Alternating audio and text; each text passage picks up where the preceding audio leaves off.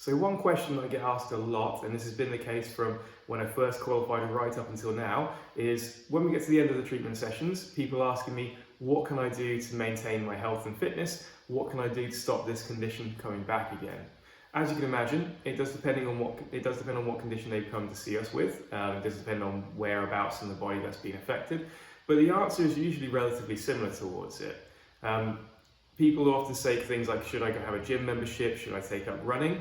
And my answer to their question in all of these categories is, do you think that would be something that you'd enjoy? So you can go to the gym and keep yourself very fit and strong, but if you don't like going to the gym, what's the point?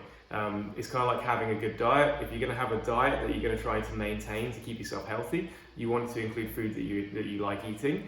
If you don't have food in it that you like eating, you're probably not going to stick with it. Same with the gym.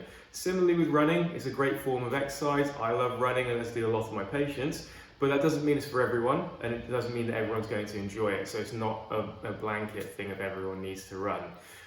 I hear more and more people coming out with extravagant different sports and activities that they're doing to keep themselves fit and healthy. Things like pickleball, CrossFit, open water swimming, paddleboarding. The list goes on and on of weird and wonderful sports, and I even hear now there are international pillow fighting competitions that people can enter as well to keep themselves fit and healthy. So there's a lot of things that you can do to maintain your health. There are a lot of options that you've got. It's all about finding the right one for you. The only other thing I'd say is there's a bit of a consideration with it. Some sports and activities have a very cardiovascular bias towards things like running, walking and things like that, and some have a more strength, resistance training bias, like your weightlifting and things like that, resistance training.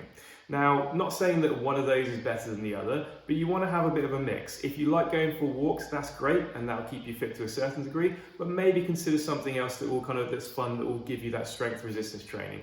Weight training is good, but maybe consider something that has more of a cardiovascular bias to supplement it. Generally speaking, if you're addressing both those issues, the cardiovascular fitness and the strength, you're giving yourself the best option to have a really well-rounded strengthening fitness regime, and less likely to need to see someone like myself as well.